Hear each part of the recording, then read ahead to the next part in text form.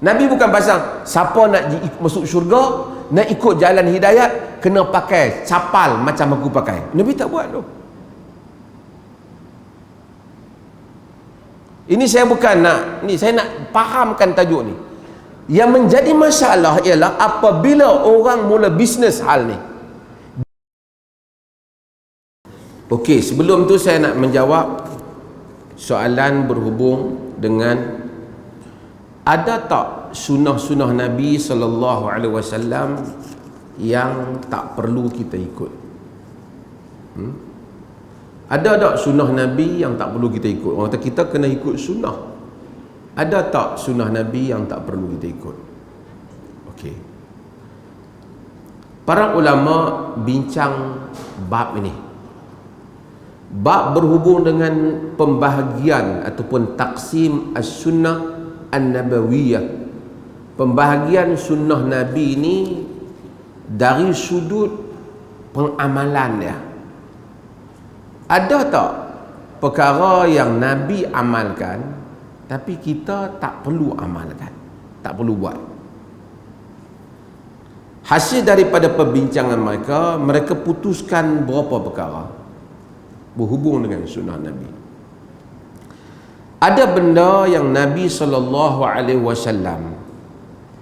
buat ataupun ajar kita, suruh ataupun bagi tahu, ataupun Nabi tak buat, disebabkan kerana memang itu titah perintah Allah. Dia panggil tasyri', wahyu. Benda ni memang datang daripada Allah untuk kita semua. Tasyri'ul am, perintah Allah untuk semua.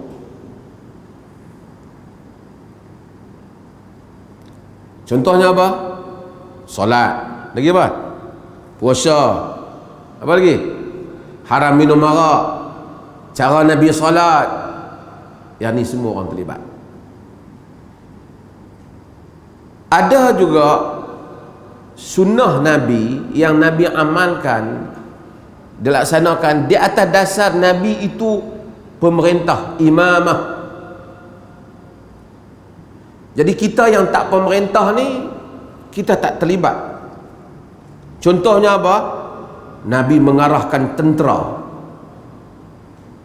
Nabi mengarahkan pasukan membunuh musuh yang jahat. Kita pun tak boleh duduk petang-petang kumpul geng-geng kita, kita buat sunnah Nabi, geng-geng kita cari pedang, kita pergi perang. Dia tak boleh. Yang tu ada kaitan dengan kedudukan Nabi. Dan ulama-ulama bincang juga tentang hadis-hadis tertentu yang Nabi sebut. Dia status apa? Contohnya Nabi kata, man ahya ardan maitan fahiya lahu. Siapa yang menghidupkan ardan maitatan fahiya lahu. Siapa yang menghidupkan bumi yang mati, maka untuk dia. Maksudnya tanah yang orang tak buat usaha apa, siapa yang tanam dia, tanah tu dapat ke dia. Kita pun pipi tengok hadis ni, kita tengok tanah siapa kosong dah, kita pun pi traktor apa semua tanam pokok, kita kata ni hadis kata tanah ni tanah aku. Tuan geran mahbak lah ni, geran aku punya. Siapa yang menghidupkan tanah yang mati, bagi tanah tu untuk dia. Hadis riwayat Tirmizi, riwayat Abu Dawud. Macam mana? Para ulama kata hadis ni bukan umum. Hadis ni hadis pentadbiran Nabi pada zaman tu.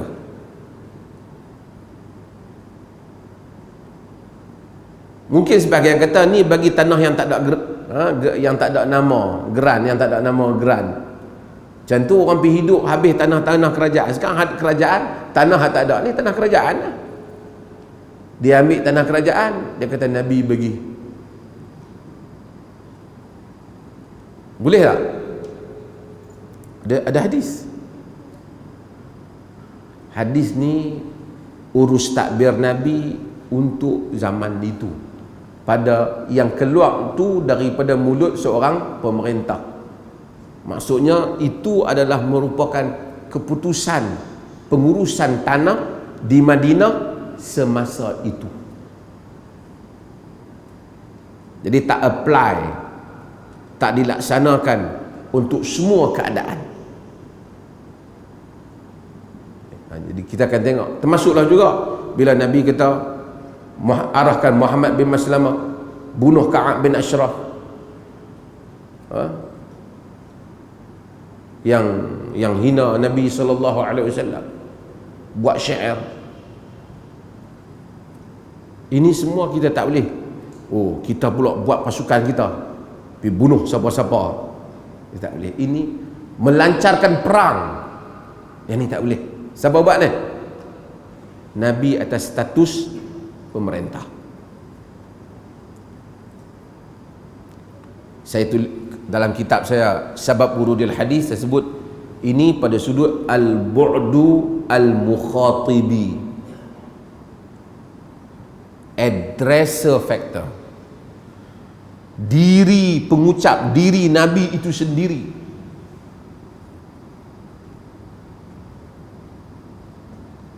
Yang berikutnya ialah tindakan Nabi sallallahu alaihi wasallam di atas dasar Nabi itu. Pasal Nabi ni semua, tidak ada jawatan yang tinggi dalam agama ni semua Nabi. Rasul paling tinggi, Nabi, imam, qadi, mufti, semua. Jadi ada kala Nabi keluarkan atas urusan qadi, penyelesai kepada masalah. Contoh yang hadis yang kita pernah baca, hadis apabila isteri Abu Sufyan, Hindun datang kepada Nabi sallallahu alaihi wasallam, bagi tahu Abu Sufyan satu orang lelaki yang kedekut. Jadi Nabi kata apa? Ada khudhi laki ma yakfiki wa waladaki bil ma'ruf. Kamu ambillah untuk diri kamu dan anak kamu dengan kadar yang cukup. Boleh tak satu orang apabila ulama bincang apa pandangan dalam hal ni, kalau satu orang itu orang tak bagi hak dia, boleh tak kita pergi ambil tanpa keizinan dia dengan kadar kita? Mereka kata kenyataan Nabi ketika itu ialah kenyataan seorang qadi. Adapun pada zaman yang lain, kalau orang tak ambil, suami kita misalnya tak bagi kat kita, qadi mungkin bagi tahu, awak buat report dan mahkamah akan merintahkan supaya dipotong daripada gaji dia. Perlukah kita malam-malam pindap suami kita pergi ambil, ataupun ikut ambil sendiri ke, ataupun mahkamah tolong ambil? So maka kata ini tindakan Nabi sebagai qadi. Tapi saya nak pergi berikutnya, tindakan Nabi di atas sifat basyariah Nabi. Kerana Nabi itu manusia, kerana Nabi itu orang Arab. Di kalangan para ulama seperti Ibn Khaldun umpamanya, dia kata Nabi SAW ni tak dihantar oleh Allah Subhanahu Wa Taala kepada kita untuk dia ajak. Ibn Khaldun kata apa? Innama bu'itha liyu'allimuna asy-syara'i' wa lam yub'ath li ta'rifi at-tibb wala ghairihi min al-'adat. Nabi itu dihantar untuk mengajar syariat, bukan nak mengajar perubatan atau adat-adat yang lain. Maka timbul perbezaan isu tentang masalah dia panggil jibiliyah, sunnah jibiliyah, masalah diri Nabi. Contohnya apa? Nabi tidur. Ini saya sebutlah kuliah baru ni. Tuan-tuan ni ada yang tidur kan? Nabi tidur. Orang tanya siapa yang tidur? Kan Nabi tidur, aku dapat pahala tidur? Tak dapat. Tidur cara Nabi dapat, tidur dengan kadar Nabi dapat, tapi tidur saja tak dapat. Nabi makan kerana dia manusia, dia makan. Kalau satu orang tu jumpa 24 jam makan, sunnah lah makan ni. Ada hadis Nabi makan. Ada orang tidur, sunnah lah tidur. Ada hadis Nabi tidur. Di atas keinsanan dia. Termasuklah Nabi makan, umpamanya Nabi makan labu, Nabi makan kambing. Adakah sunnah kita makan kambing? Termasuklah hari ini ulama bincangkan duduk julus istirahah, nak bangkit daripada apa, daripada sujud tu kita duduk sekejap, kan kita istirahah. Duduk istirahah itu di kalangan para ulama kata yang tu sunnah kena Nabi buat. Di kalangan ulama ahli mazhab Hanafi dia kata tak, bukan Nabi sengaja buat benda tu kerana dia sebahagian daripada sembahyang, kerana manusia ni nak bangkit terus dia tak boleh, dia kena duduk sekejap. Duduk itu pada mereka tidak sunnah, tidak termasuk di dalam kifiat salat, tapi hanya kemanusiaan. Manusia memang macam tu.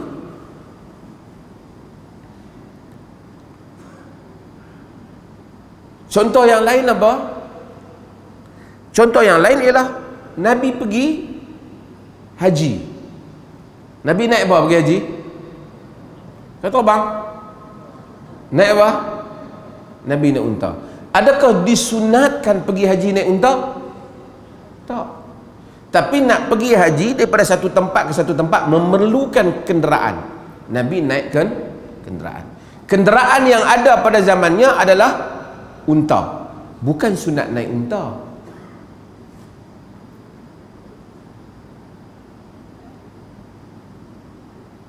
Tidak termasuk. Sehingga kan di kalangan para ulama ada yang pergi lebih daripada itu, walaupun berbeza dengan jumhur. Seperti Ibnu Abbas berpendapat tidak perlunya ramal, lari-lari anak semasa tawaf, kerana dia kata itu pada zaman tersebut nak bagi takut musyrikin.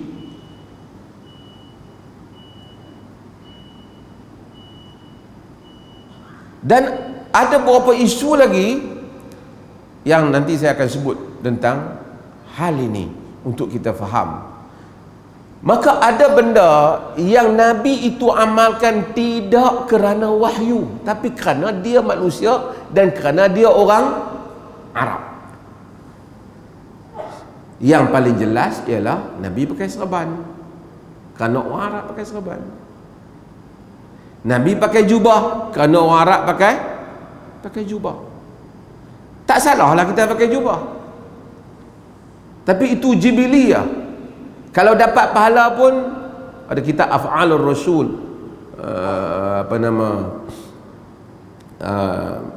yang disulis oleh Syekh Ashqar, tahqiq ilmu usul fi bima yata'allaq bi af'alir Rasul. Hal-hal yang dibuat oleh Nabi ini disebabkan dia tu manusia. Banyak hal-hal lain. Hal seperti Nabi suka makanan tertentu. Itu kuliah saya yang lepas saya sebut tentang Nabi suka sarid. Sarid ni ialah makanan roti campur dengan kuah daging. Nabi kata fadlu Aisyah 'ala nisa ka fadli sarid 'ala ta'am. Kelebihan Aisyah dibandingkan semua perempuan seperti kelebihan sarid dibandingkan makanan. Pasal apa Nabi buat sarid? Sebab sarid makanan orang Arab ketika itu. Melainkan yang Nabi khususkan seperti tamar, dia suruh kita makan buka puasa. Ada benak makan benda lain, tapi dia melaziminya dengan itu. Jadi sunnah. Isu yang kita bahkan lebih daripada itu, di dalam hadis yang diriwayatkan oleh Imam Muslim, Nabi SAW tengok orang Arab ni dia debungakan tamar. Tamar ni kita tanam, tamar jantan ni tidak ada lah. Dia kena ada pasang dah. Dia debunga. Bila Nabi tengok, Nabi kata la'allakum law lam taf'alu lakana khairan. Nabi kata tak buat pun okey apa, tak buat pun tak apa kot. Nabi tengok tu, Nabi sebenarnya dalam riwayat Nabi tak kata teruih kat apa petani-petani tu. Nabi cakap dengan sahabat, benda ni sampai kepada mereka. Bila sampai pada mereka, mereka stop, mereka tak debungakan tamar. Dia kata fanaqadat, sebagai fanaqasat, yakni kurang, taraku fanaqasat, mereka meninggalkannya menyebabkan kurang hasil tamar. Dia kata Rasulullah, hasil tamar kurang sebab kami buat.